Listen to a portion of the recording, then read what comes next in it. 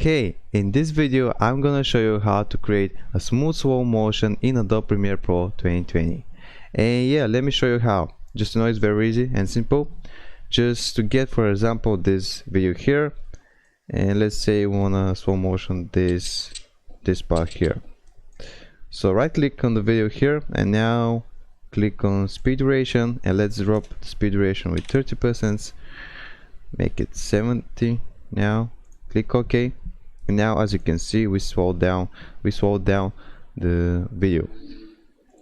Yeah, so but how to make it smooth?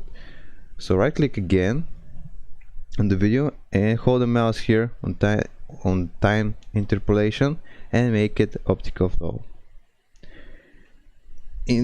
Actually for this video you won't see any difference because yeah, it's just a slap, but try it on moving car, moving human, and you will see a very big difference between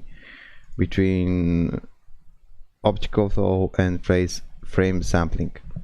And yeah, that was it. If I helped you out, make sure to give it a like, and also if you have some questions, if you have some problems, comment down below the video in the comments and I'll try to respond. And see you in the next video. Bye.